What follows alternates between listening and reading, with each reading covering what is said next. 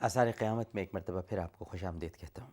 ناظرین کرام، ہمارے آقا اور مولا حضرت محمد مصطفیٰ صلی اللہ علیہ وآلہ وسلم نے ہر اس طریقے کی مذمت فرمائی ہے جو کافروں سے مشابہت رکھتا ہو۔ اس کی ایک بہترین مثال میں جو آپ کے سامنے پیش کرنا چاہوں گا، وہ لوگوں کو نماز کی طرف بلانے کے لیے جو اذان کا طریقہ رائج کیا گیا تھا۔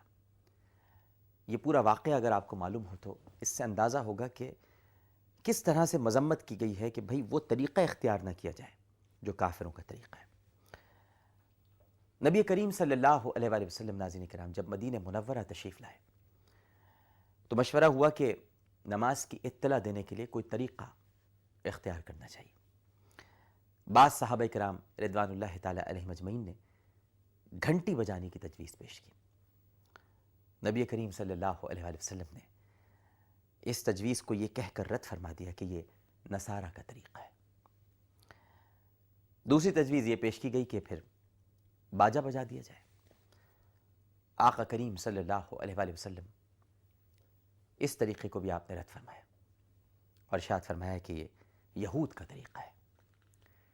تیسری تجویز یہ پیش کی گئی کہ پھر ایسا کرتے ہیں کہ آگ جلا لیں گے، یعنی آگ جلا کر لوگوں کو متوجہ کرنا۔ نبی کریم صلی اللہ علیہ وآلہ وسلم نے یہ تجویز بھی اس طرح سے مسترد کر دی اور فرمایا کہ یہ مجوسیوں کا طریقہ ہے۔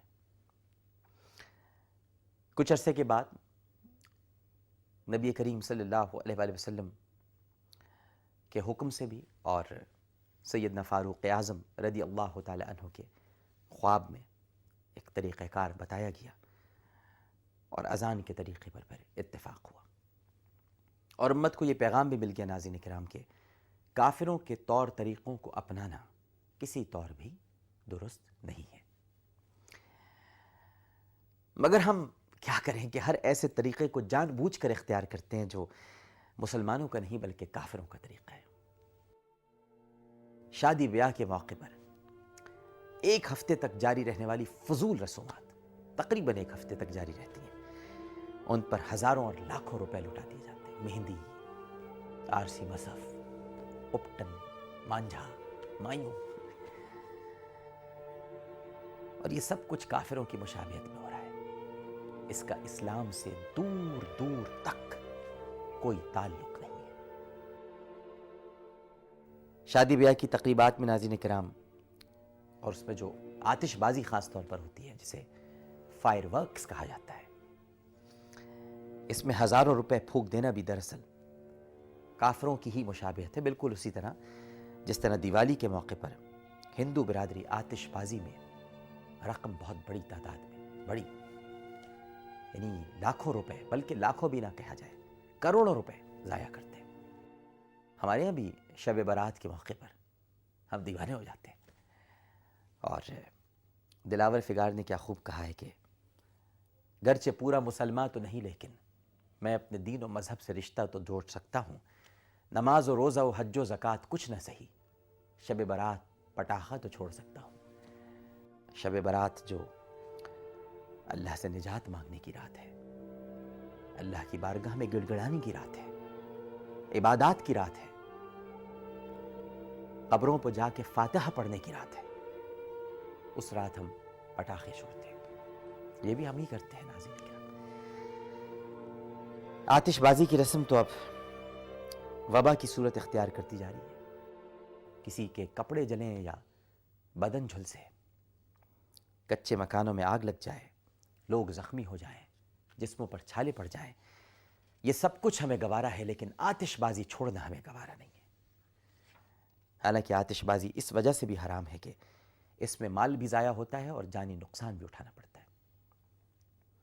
سورہ بنی اسرائیل میں اللہ رب العزت نے صاف صاف ناظرین کرام ارشاد فرما دیا ہے کہ اپنا مال فضول کاموں میں نہ اڑاؤ، بے شک فضول خرچی کرنے والے شیطان کے بھائی ہیں۔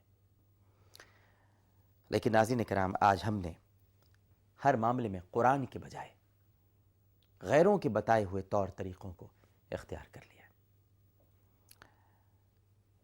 ناظرین کرام کافروں کی یہ مشابہت صرف تہواروں تک محدود نہیں رہی ہے، بلکہ شکل و صورت اور عام معاملات میں بھی ہم بہت کھل کر کافروں کے طور طریقے اپنا رہے ہیں۔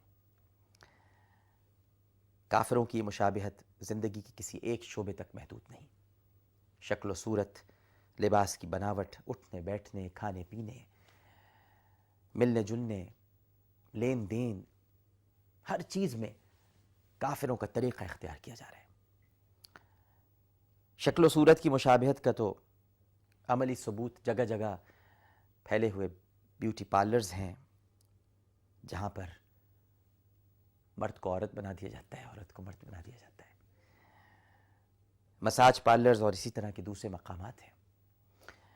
پہلے ناظرین کرام صرف ہاتھوں کی کلائیوں پر نام کھدوانے کا فیشن تھا، اب تو کافروں کی طرح جسم کے مختلف حصوں پر ٹیٹوز بنوانے کا فیشن بھی عام ہوتا جا رہا ہے۔